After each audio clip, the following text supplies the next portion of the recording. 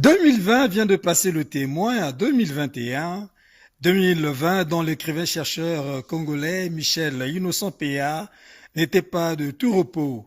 Il a donc mené d'intenses activités qui s'inscrivent dans le programme de son agenda de travail, très chargé au grand bonheur de la biodiversité. Une mission accomplie avec maestria, plaidoyer auprès des parlementaires français, publication de ses ouvrages, participation à plusieurs activités de grande importance par-ci et soutenance par-là. Le tout dans un contexte apprivoisé par la Covid-19. 2020, Michel Innocent Péa aura joué sa partition afin de redorer le blason du bassin du Congo.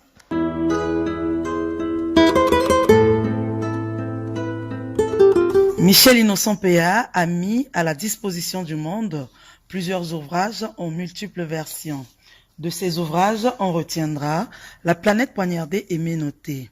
Dans ce livre, il est clairement établi que la communauté internationale regarde la biodiversité sans être attentionnée et assiste impuissamment à sa disparition. D'où Michel Innocent Péa en appelle au ressaisissement et souhaiterait qu'une attention particulière soit portée sur la biodiversité.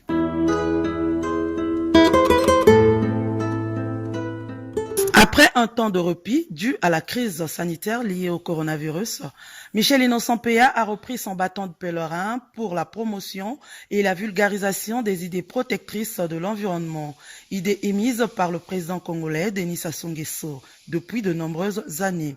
Dans la ville française de Lyon, l'heure est à la reconnaissance des multiples efforts consentis par la République du Congo et son président Denis Sassou Nguesso dans la préservation de la nature. Une reconnaissance est exprimée par l'école de commerce de Lyon à travers la remise à la République du Congo du trophée Gaïa 2020. Trophée dont le destinateur se trouve être le chef de l'État congolais. C'est un plaisir que je vais avoir un instant vous remettre ce trophée au niveau mondial, la préservation du deuxième poumon des faits de la planète, et que le président du Congo, Denis Sassou Nguesso, très engagé dans ce domaine-là. Aujourd'hui, la préservation des ressources du bassin du Congo, c'est vraiment l'un des enjeux environnementaux les plus importants. Donc c'est pour ça que lorsque nous avons co-organisé avec l'école de commerce de Lyon cette conférence pour l'Afrique, vous avez naturellement, le Congo a naturellement été honoré, et nous avons souhaité vous remettre ce trophée. Beaucoup d'eux aujourd'hui sont fixés, et il y a des enjeux en effet économiques, des enjeux environnementaux très importants. Vous les portez, vous écrivez beaucoup, vous publiez beaucoup, et c'était vraiment un plaisir pour moi de vous remettre ce trophée. Au nom des organisateurs de la conférence pour l'Afrique, j'ai le plaisir de vous remettre donc le trophée Gaïa, donc pour la sauvegarde de l'environnement, avec les félicitations et les remerciements de l'ensemble de la communauté lyonnaise, française et internationale, et surtout vous le transmettiez au président du Congo. Merci à vous.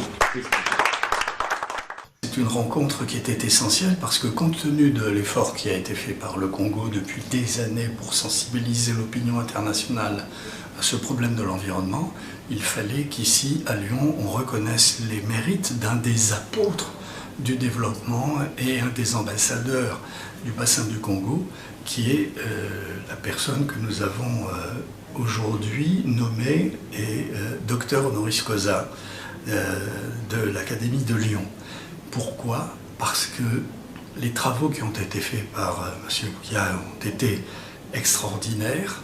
Il a une bibliographie qui étonne tout le monde, et il était normal qu'aujourd'hui, où l'écologie et l'environnement est un problème dont tout le monde est conscient, il fallait marquer le coup et qu'il soit reçu ici avec les honneurs dus à son rang. Mais il était aussi important de rappeler le rôle de la République du Congo et de son chef d'État qui, depuis des années, milite pour la préservation de l'humanité.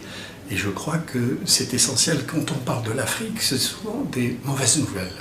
En l'occurrence, là, c'est une bonne nouvelle.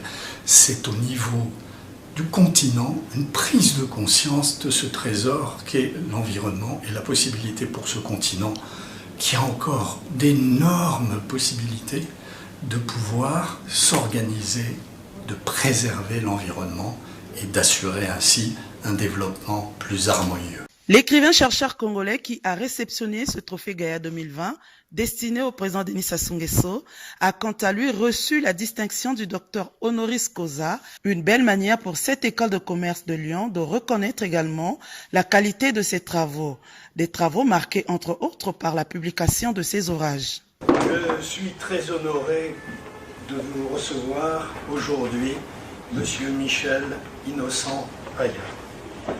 L'Académie, en vous accueillant, obéit, monsieur, à l'une de ses traditions maintenant établies de compter en son sein des représentants de la francophonie et vous concernant aujourd'hui un acteur éminent de la pensée africaine, connu pour son esprit de tolérance, de liberté, très attaché à son pays, la République du Congo, à laquelle, vous le savez, des liens anciens m'attachent et que démontre votre ordre national que je porte aujourd'hui. Rien n'est plus aisé que de dire du bien d'un homme de bien, surtout lorsque l'on s'est découvert par chance un point commun qui est cette fidélité et ce dévouement à l'Afrique.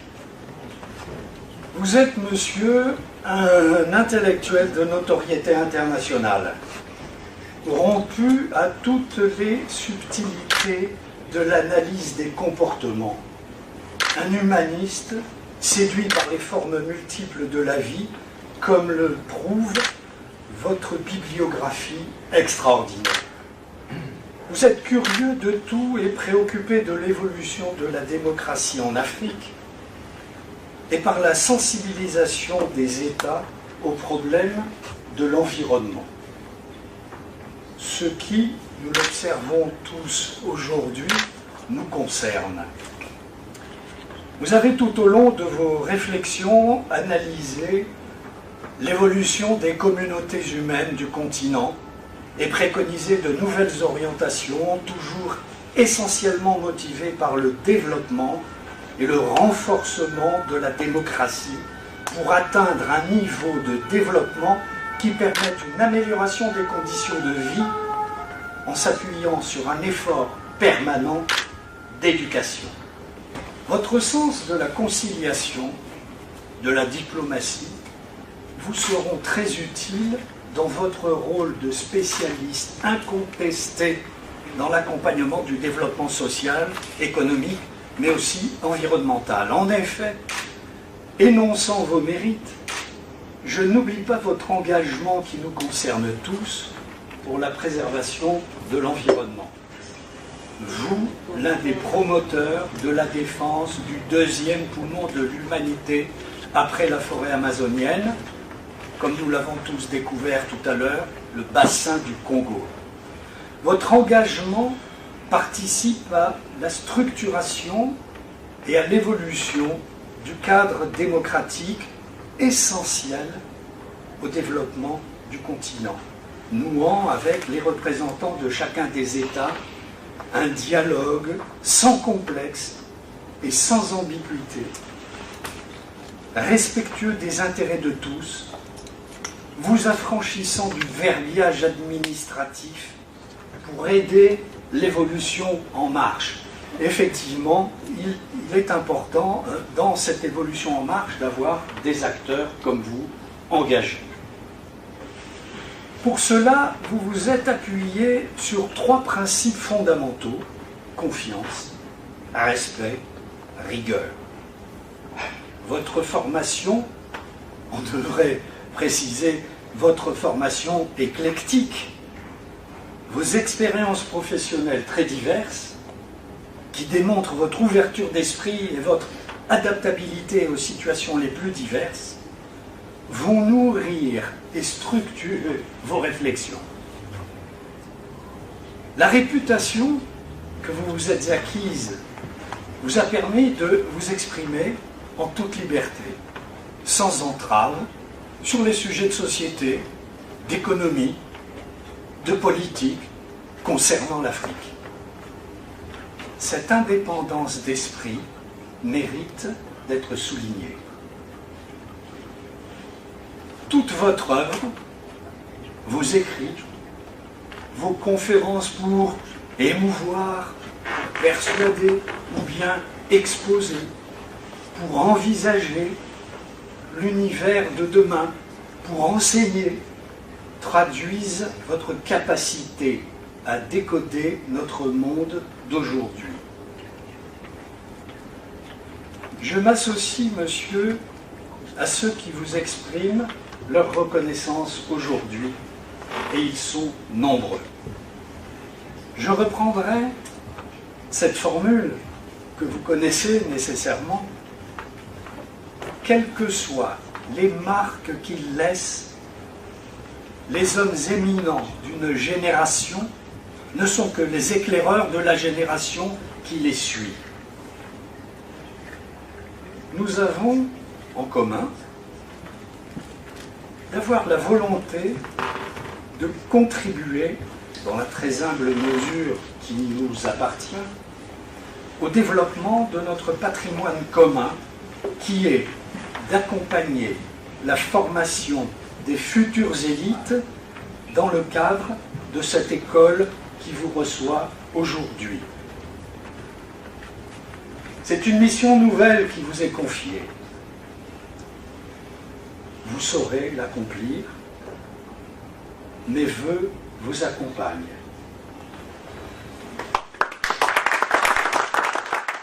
Après sa distinction honorifique de docteur honoris causa, Michel Innocent PA a présenté sa gratitude au président de la République, Denis Sassou Nguesso. En ce moment solennel, présenter ma profonde gratitude et toute ma reconnaissance à son Excellence Denis Sassou Nguesso, président de la République du Congo, grand maître des arts et des lettres. Le mérite de cette distinction honorifique lui revient pour avoir placé le Congo, notre pays, au premier plan de la défense environnementale et climatique mondiale. Certaines personnalités, esprits plus éclairés que d'autres, ont très tôt perçu le danger du déséquilibre des écosystèmes et se sont engagés au combat pour la sauvegarde de la planète. Au nombre de ces personnalités, il y a le leader écolo-visionnaire Denis Sassou Nguesso. Il est parmi ses contemporains un précurseur de la cause écologique mondiale. Un enfant de la forêt, un environnement dans lequel il est né et dont il connaît la valeur cardinale sur les hommes, le président congolais porte l'écologie dans l'âme.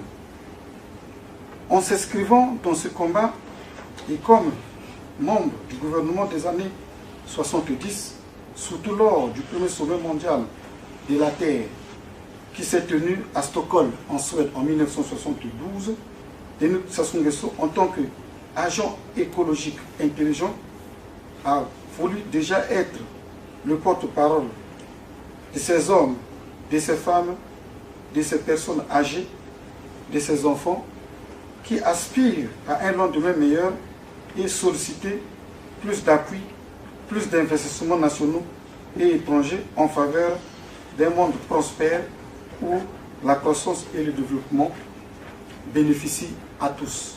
Après son discours, le docteur Michel Innocent PA a éclairé la lanterne de l'auditoire sur le contenu de ces deux ouvrages. La planète poignardée et minoutée, Denis Sassou Nguesso au secours d'un monde dans le coma. Comme vous le voyez, nous ne donnons pas de titres farfelus pour plaire aux humains. Et nous tenons compte des réalités et l'observation de la société. Et c'est pourquoi vous constatez, nous avons ici parlé de la planète poignardée et minoutée. Pourquoi la planète poignardée et minoutée? Effectivement, nous faisons allusion aux différentes difficultés que connaît notre planète aujourd'hui, que connaît l'humanité de manière générale aujourd'hui. Vous êtes sans savoir que les problèmes de la pollution, de plus en plus inquiètent l'humanité. Les problèmes écologiques de plus en plus préoccupent les États. Donc ici, nous avons essayé d'expliquer les causes de la dégradation de notre planète, justement en s'appuyant sur les causes lointaines. Nous sommes partis de la première révolution industrielle des années 1760, marquée par la découverte du charbon fossile. La deuxième publication qui concerne le désastre écologique et sanitaire de la Covid-19. Ici, tout à l'heure, je vous ai fait le récit de la crise écologique mondiale, ce que l'humanité subit. Donc, dans cet ouvrage, nous expliquons comment la crise écologique a entraîné la crise sanitaire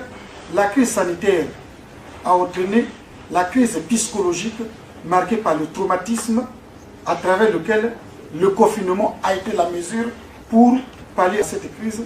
Et le confinement et la crise psychologique ont conduit le monde dans une crise économique et financière.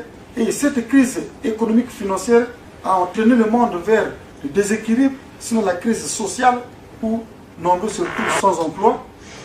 Et cette crise sociale va entraîner la crise politique où les États sont obligés de réduire leur budget. Je vais devoir m'arrêter là pour ce qui est de cette publication puisque nous avons les liés au temps. Merci beaucoup.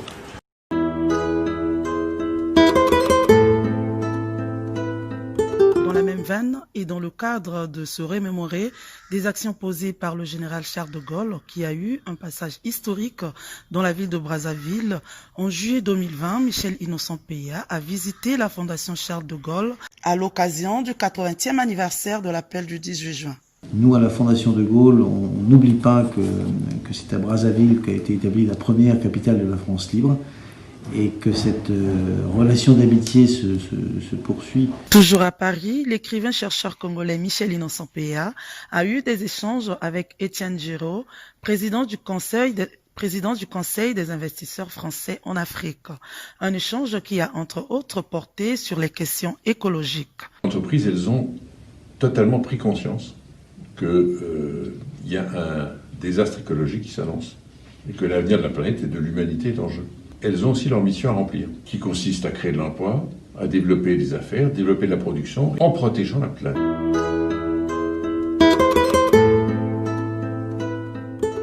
C'est dans le strict respect du protocole sanitaire lié à la lutte contre la Covid-19 que l'écrivain-chercheur congolais Michel Innocent Peya a été reçu par l'ancienne ministre française de l'Environnement, Corinne Lepage.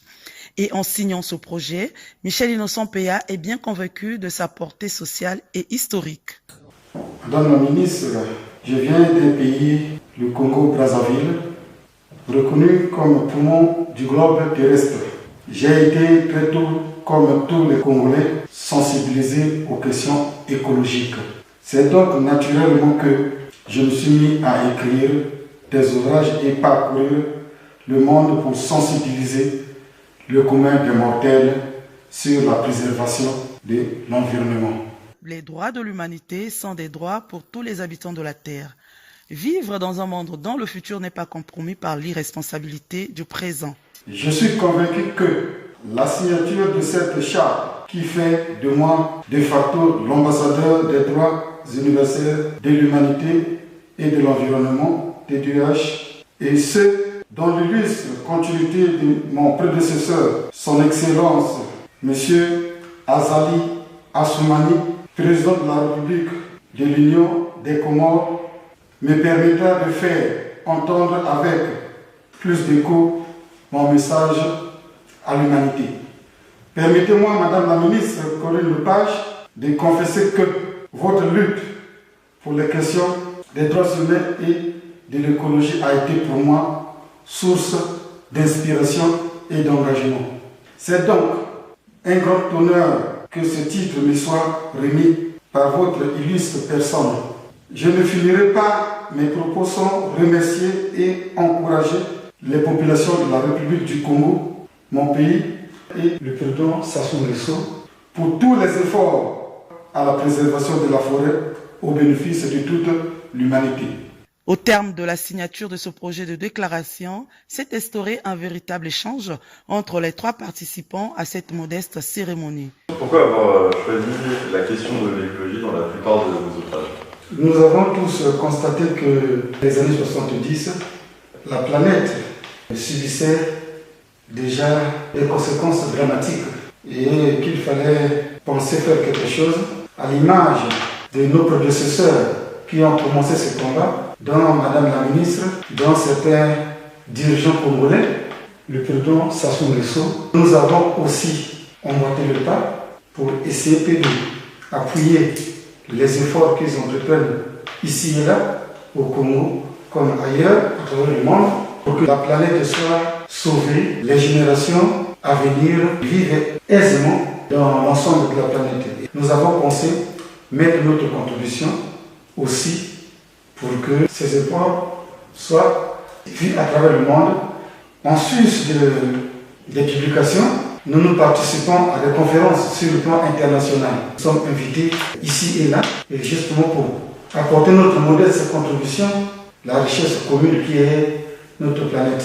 Et c'est en cela que nous n'avons pas voulu rester indifférents, d'autant plus que notre pays, la République du Congo, figure parmi les pionniers, puisque les premières rencontres ont justement eu lieu à partir des années 72, notamment la conférence de Suède, Stockholm, qui a eu lieu en 72, pour voler au secours à la planète en danger.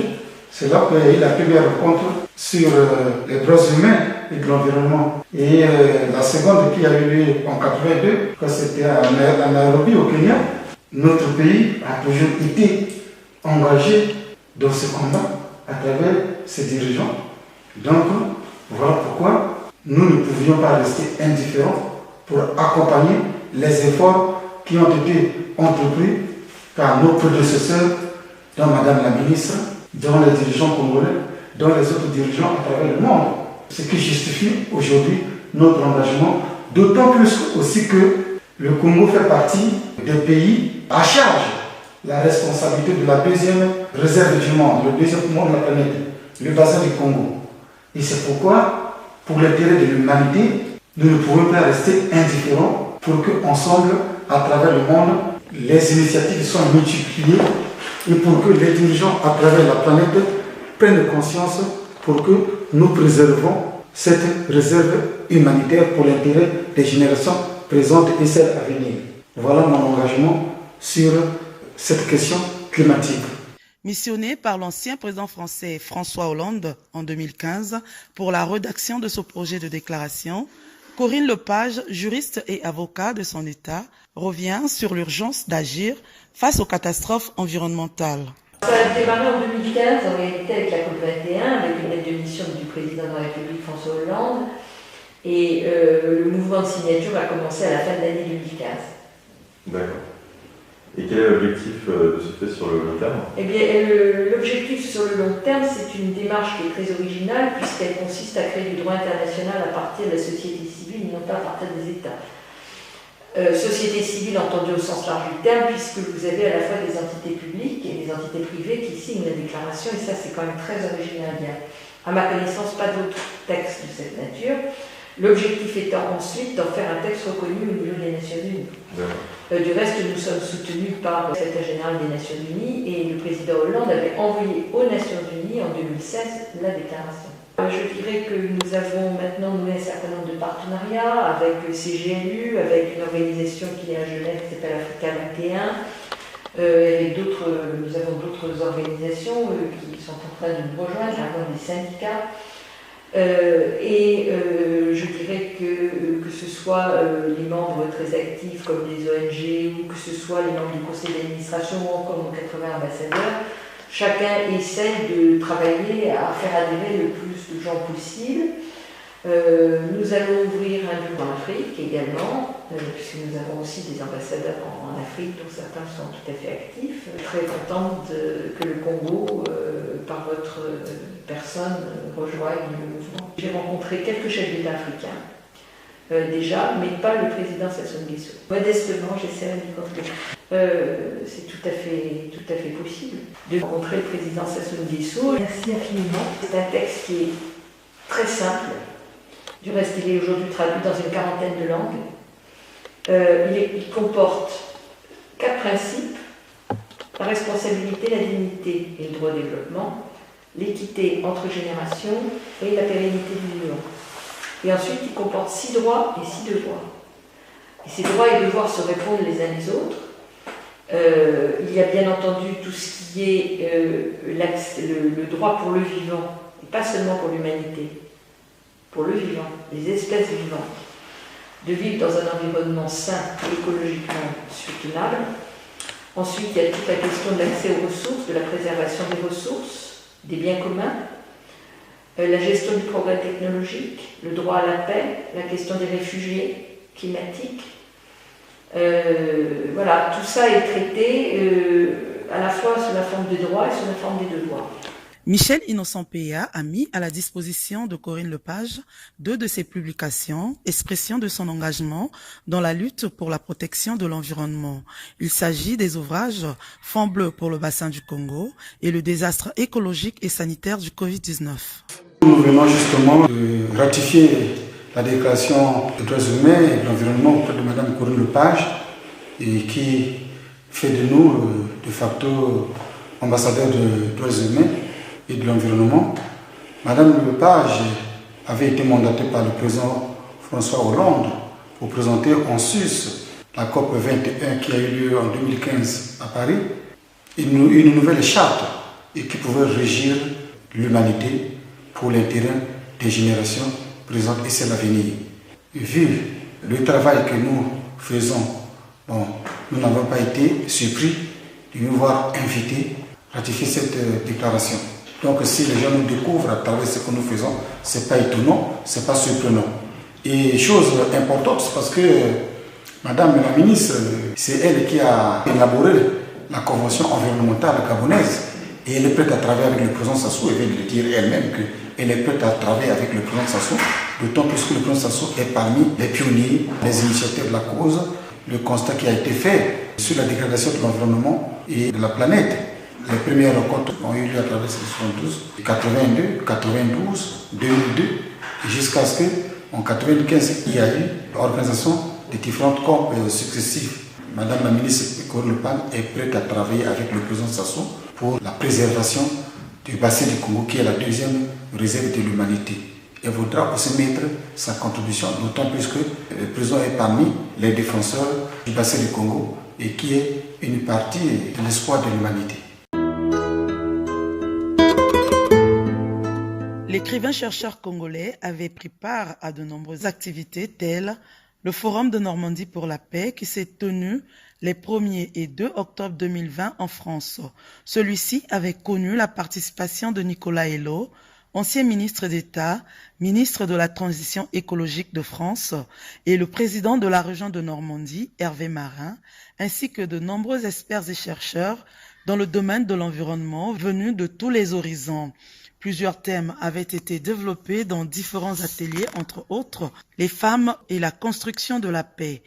Invité à ces assises pour ses actions discontinues sur la vie de la planète et intervenant dans l'atelier consacré à l'Amazonie, Michel Innocent-Péa a salué l'assistance quant au regard bienveillant porté sur l'Amazonie, premier poumon écologique mondial. Mais il ne dissimule pas son étonnement et son inquiétude sur l'absence de débats de même nature autour du bassin du Congo, deuxième poumon écologique mondial. C'est, dit-il, un manquement grave dans la complémentarité des deux entités. Je voudrais vous remercier de la grande attention que vous portez notamment à l'Amazonie, qui est le premier poumon de la planète, la première réserve de l'humanité. Mais j'ai un regret, une inquiétude. On a soulevé le problème de l'Amazonie. Je ne sais pas si parmi nous déjà connaissent le deuxième poumon de la planète, qui est le bassin du Congo. Et nous remarquons avec beaucoup de regret que cette entité n'est pas prise en compte, notamment lors des grandes rencontres, lors des grands débats, lors des grandes discussions. Déjà pour l'Amazonie, ça nous fait un honneur. L'Amazonie comme le bassin du Congo sont deux sœurs jumelles et devaient agir en complémentarité. Autant que l'Amazonie souffre, autant que le bassin du Congo souffre. Et c'est pourquoi, quand le monde s'engage à voler au secours à l'Amazonie, il faut d'un côté aussi qu'on pense à la sœur jumelle qui est de côté, qui a les mêmes souffrances. Nous avons, au niveau du bassin du Congo, les chefs d'État qui s'engagent de manière forte à faire entendre les préoccupations des peuples environnant le bassin du Congo. C'est pourquoi autant les autochtones ont des problèmes, autant les peuples gardiens du bassin du Congo ont des problèmes.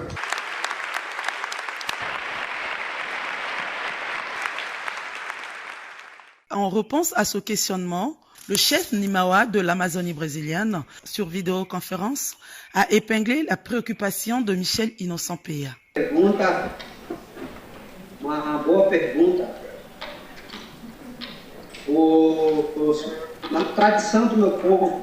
Eh bien, Monsieur le Président, je suis très heureux de pouvoir vous parler du message qui a été transmis par le cacique Ninawa, donc le chef Ninawa d'Amazonie brésilienne, qui a parlé au nom de son peuple et qui a beaucoup apprécié de pouvoir relier les deux forêts en disant que c'était une même forêt, que toutes les forêts à travers le monde sont une seule et même forêt. Et ce qui se passe en Afrique équatoriale, ce qui se passe au Congo, se passe en Amazonie.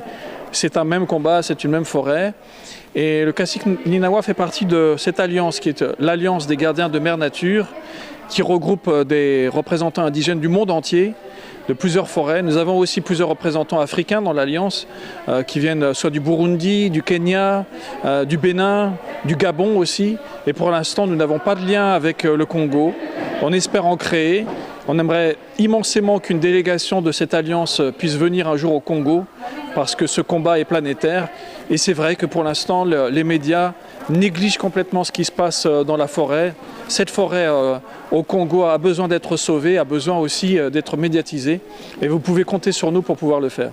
Les conclusions de ce sommet avaient donné les fruits escomptés. Cette avalanche de réactions en sont la traduction et le compte.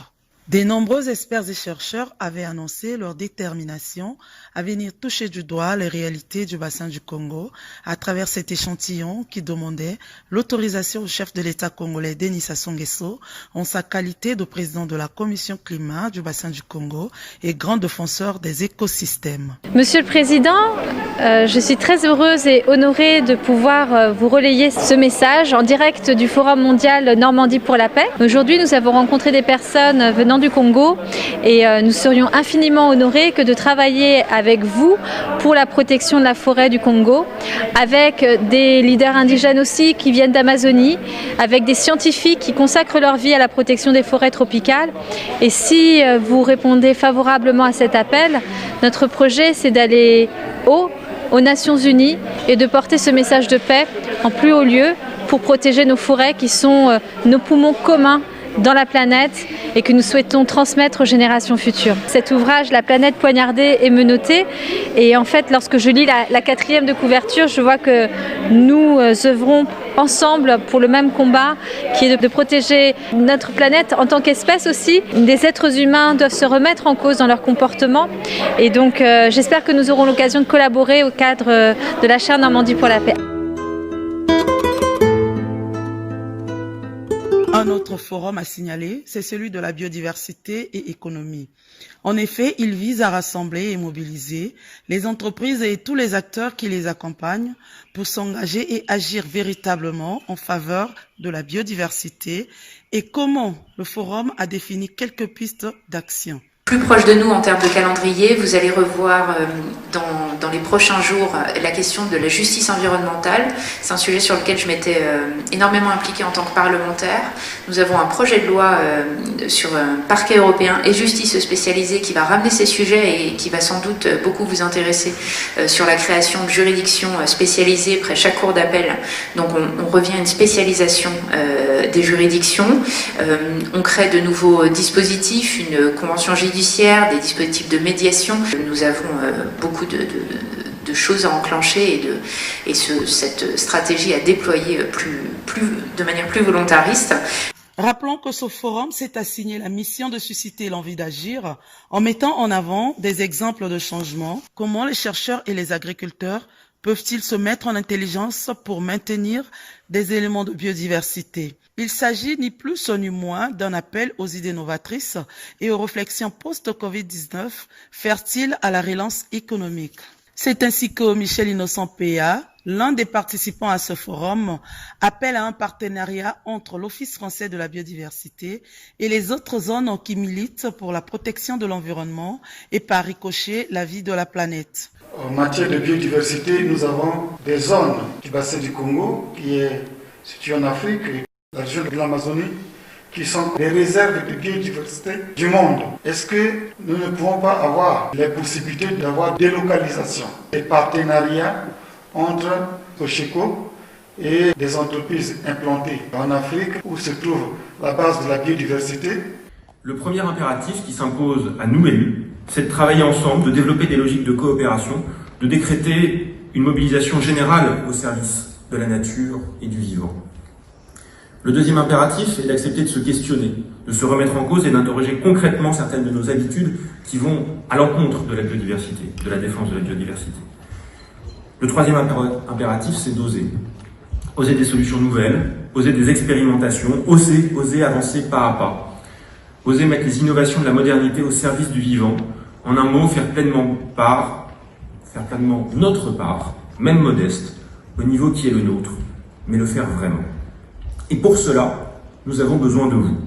Car pour agir, toutes les solutions que nous pouvons imaginer doivent aller de pair avec une réflexion sur les métriques à utiliser pour mesurer l'atteinte à la biodiversité. Il est urgent, je crois, qu'un consensus scientifique émerge à ce sujet. Certes, il est plus compliqué de mesurer l'atteinte à la biodiversité que de mesurer le réchauffement climatique. Et les actions à mettre en œuvre sont plus faciles à imaginer pour tout un chacun quand il s'agit de lutter contre les émissions de carbone que lorsqu'il s'agit de protéger différentes espèces ayant des besoins, des biotopes différents. Pour autant, sans paramètres communs et partagés, comment agir, comment déterminer l'efficacité potentielle de notre action? Nous, les décideurs publics, nous avons besoin de ces indicateurs pour piloter notre action.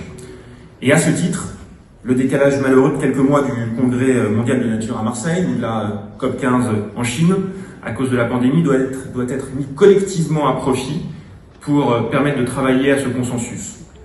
L'enjeu de cette COP15 est de taille car elle fixera pour 10 ans notre trajectoire en la matière.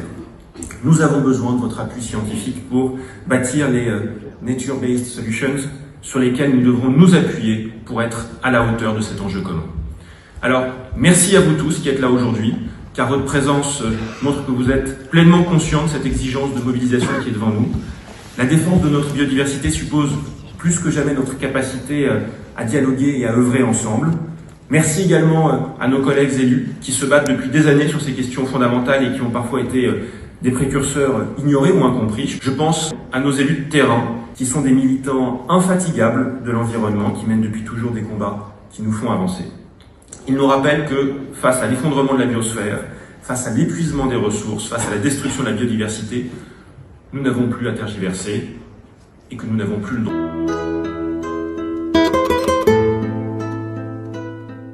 Au nombre des entretiens qu'a eu Michel Innocent-Péa avec plusieurs personnalités françaises, figure en bonne place son entretien avec les parlementaires français, notamment Cyril Pellevat, membre de la Commission Environnement et Développement Durable au Palais de Luxembourg, siège du Sénat, et avec le député Benoît Potry au Palais Bourbon, siège de l'Assemblée française.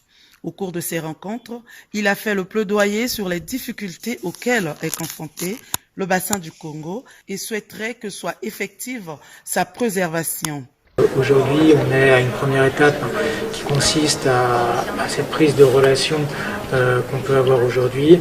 Maintenant, clairement, dans le futur, on peut aller plus loin dans les relations qui peuvent unir nos deux pays, nos deux parlements et aussi les chercheurs à se déplacer, à prendre en compte des choses et à pouvoir porter certains projets. Nous, on est prêts à intervenir à vos côtés. Benoît Potry, député français, s'est réjoui de la présence de l'écrivain-chercheur congolais Michel Innocent-Péa, porteur des informations sur les difficultés auxquelles est confronté le bassin du Congo. Le fait d'avoir rencontré le docteur Péa, ça m'a ouvert les yeux et l'esprit sur le bassin du Congo.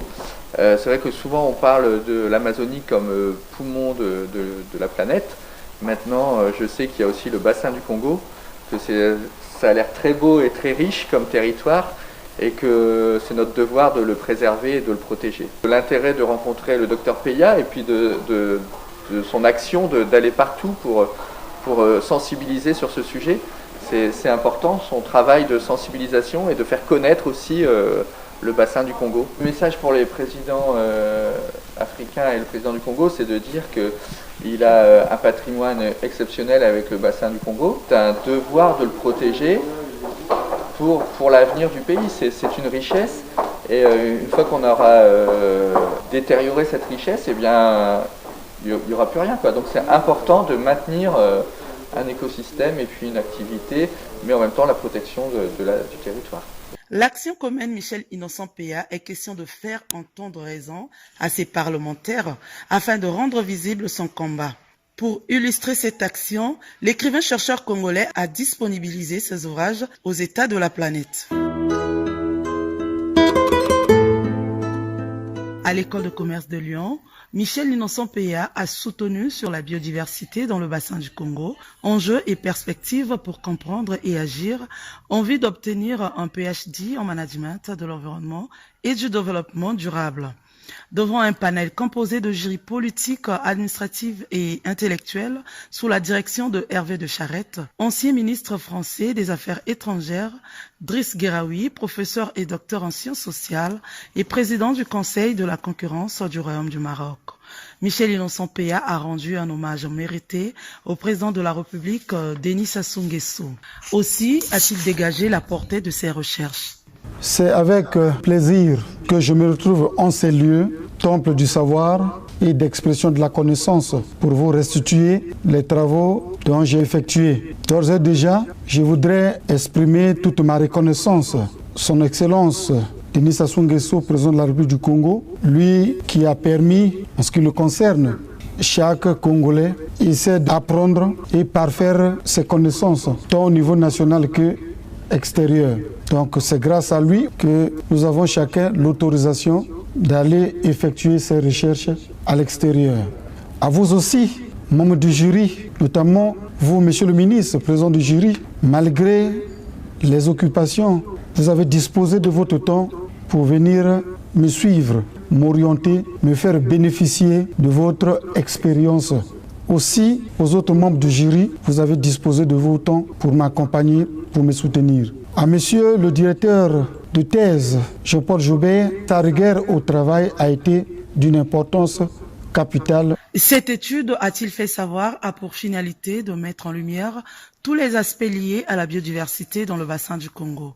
Il a aussi énoncé les causes de la dégradation du bassin du Congo. De cette préoccupation principale découlent 4 questions secondaires. Quelles sont les causes de la dégradation de la biodiversité dans le bassin du Congo? Quelles sont les conséquences de cette dégradation? Quels sont les mécanismes institutionnels et réglementaires mis en place au niveau régional et international pour faire face à la dégradation de la biodiversité? Quelles sont les contraintes et les faiblesses de ce mécanisme des pays du bassin du Congo dans la protection de la biodiversité? Et comment y remédier? Pour mieux répondre à ces interrogations, nous avons émis des hypothèses ci-après. Les causes de la dégradation de la biodiversité dans le bassin du Congo seraient la pauvreté, l'exploitation illégale et abusive des forêts, le braconnage, les incendies, le changement climatique. À cette même occasion, il a exprimé sa reconnaissance à son Excellence Denis Sassou Nguesso, lui qui, a-t-il renchéri, a permis à chacun des Congolais d'apprendre et à parfaire ses connaissances tant au niveau national qu'extérieur. C'est donc grâce à lui que nous avons chacun l'autorisation d'aller effectuer ses recherches à l'extérieur. Notons-le que ce document qu'il dispose à présent est très utile. Enfin, il a souhaité que cette communication soit menée par tous. Les forêts du bassin du Congo présentent comme un réservoir exceptionnel de carbone, un grand fournisseur de services écosystémiques de notre planète. Le Fonds bleu, c'est un mécanisme de protection et de gestion du bassin du Congo qui a été créé à l'image du Fonds vert pour le climat lors de la COP 22 au Maroc, à Marrakech, sur l'initiative du président de la République du Congo. Et 6 mois après, cette initiative avait été concrétisée en République du Congo Aujourd'hui, 16 États militent pour l'existence et la mise en pratique du Fonds bleu. Lors de la dernière COP 25 qui a eu lieu à Madrid en Espagne, il y avait eu une mise en place des programmes sectoriels par les différents gouvernements de ces États membres. Donc un pipeline de projets avait été mis en place. Voilà pourquoi ces 24 programmes sectoriels sont des programmes qui sont à la recherche de financement tant privé qu'étatique pour soulager les États, les ONG et surtout les populations pour leur permettre de ne plus abusivement exploiter les forêts. Driss Gueraoui, président du Conseil de la concurrence du Royaume du Maroc, n'a pas manqué de féliciter le président Denis Sassou Nguesso pour ses efforts inlassables sur la protection de la biodiversité. 50 États africains ont décidé d'un plan d'action pour le climat et ont décidé de créer 3 commissions dédiées aux stratégies futures du continent africain en matière d'atténuation et d'adaptation au changement climatique, et dans la présidence pour la commission dédiée au bassin du Congo, à son Excellence, le président Denis Sassou Nguesso dispose de réserves les plus importantes en matière de patrimoine végétal et animal mondial. Au centre des préoccupations de cet éco-développement futur nécessaire, la nouvelle Afrique à bâtir accorde beaucoup d'importance, c'est celle du rôle du partenariat sud-sud intra-africain dans cette construction future et l'importance tant affirmée par Sa Majesté le Roi, confirmée par la volonté de son Excellence le Président Denis Sassou Nguesso, à savoir que l'Afrique ait confiance en l'Afrique. Le travail de recherche sanctionné par le PhD, par l'ensemble des membres du jury, mérite toutes les félicitations, en tout cas les miennes, tout en souhaitant au candidat M. Michel Innocent Peya un succès dans sa vie professionnelle au service de ce grand projet et à travers lui au profit de cette nouvelle Afrique.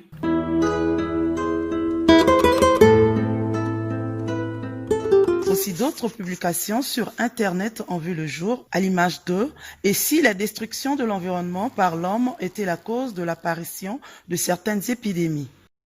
Des publications sur Internet, l'on retient « L'Afrique au cœur du défi écologique post-Covid-19 ». Dans cette publication, Michel Innocent Peya a fait état d'un plaidoyer du défi économique à relever dans un contexte épidémique étroitement lié au rapport qu'entretient l'homme avec son environnement.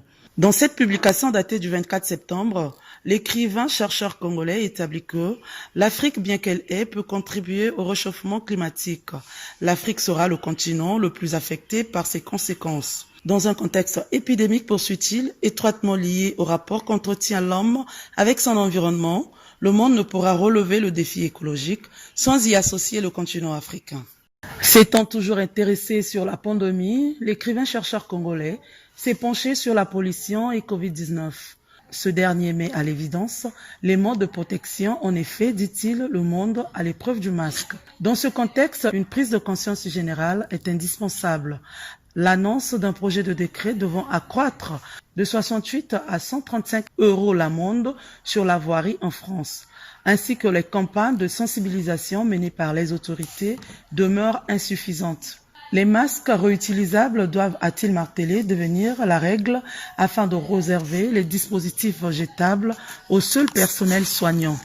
L'enjeu est de taille car d'après Zero Waste France, le recours à 2 masques jetables par jour et par Français représente une production quotidienne de 400 tonnes de déchets plastiques.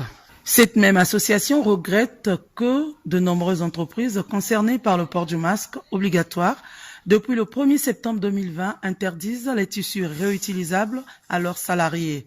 Ces blocages doivent cesser. Un groupe de travail de l'université College London, ULC en cycle, relevait en mai dernier que les masques à usage unique avaient un impact 10 fois plus important sur le changement climatique que ceux réutilisables.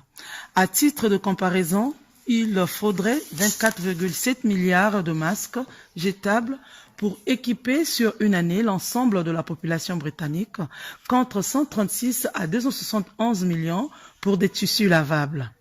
Extrapolé à l'ensemble du monde, ce chiffre explose. Le pire est d'autant plus à craindre pour l'environnement que la crise sanitaire s'accompagne d'une crise socio-économique. À cet égard, des arbitrages doivent être rendus par l'ensemble des gouvernements européens afin de soutenir l'emploi et l'activité, souvent au détriment de la préoccupation environnementale.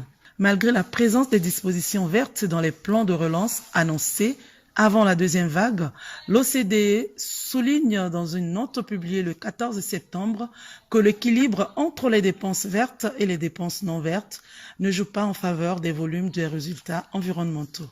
Concentrer tous les efforts sur la gestion de la pandémie au détriment de l'environnement, c'est espérer vainement se guérir de la mer en délaissant la totalité du corps.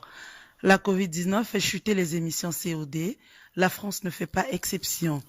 Le deuxième rapport annuel indique-t-il sur la neutralité carbone du Haut Conseil pour le climat, publié en juillet 2020, pas à la hauteur des enjeux ni des objectifs qu'elle s'est donnés.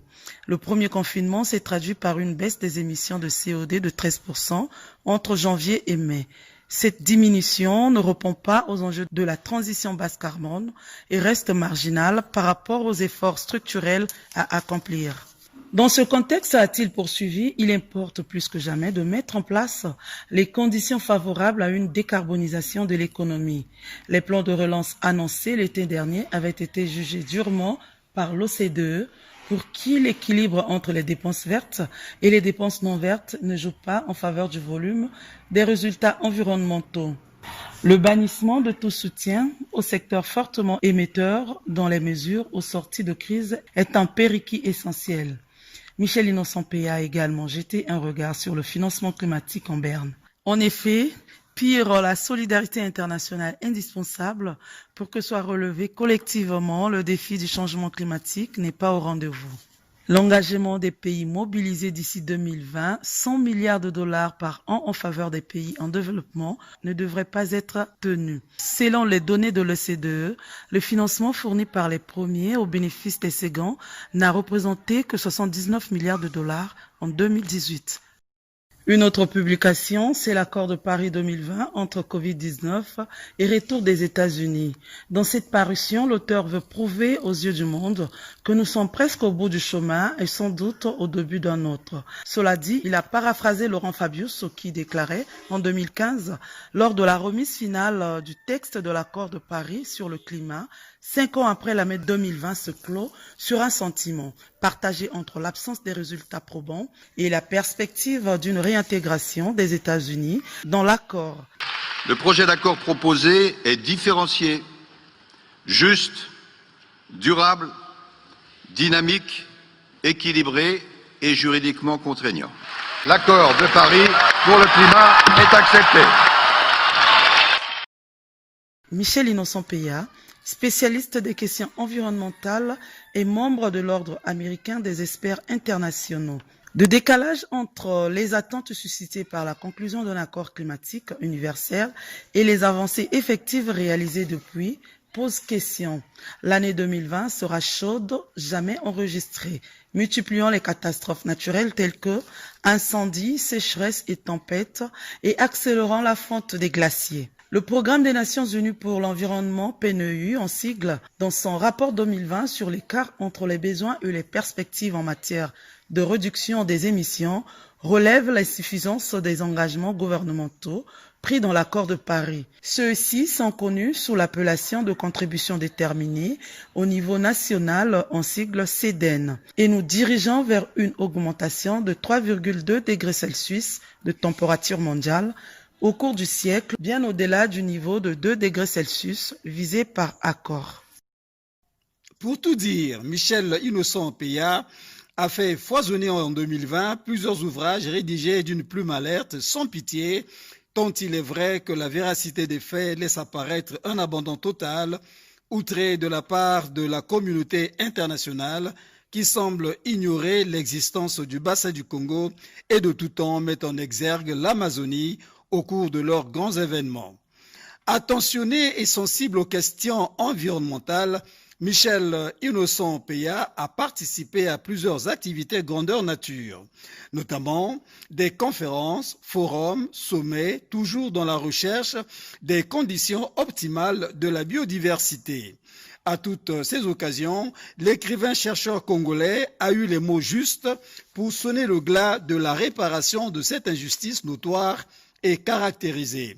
D'autres éminentes personnalités ont reconnu le préjudice causé et, la main au cœur, ont promis de régler cette déconvenue.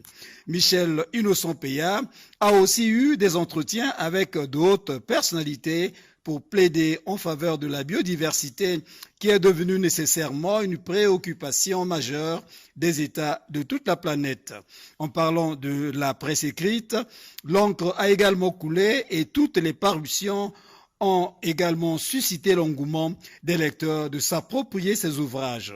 C'est autant dire que c'est dans l'apothéose que Michel Innocent Péa et ses responsables hautement socio-professionnels ont bouclé l'année 2020.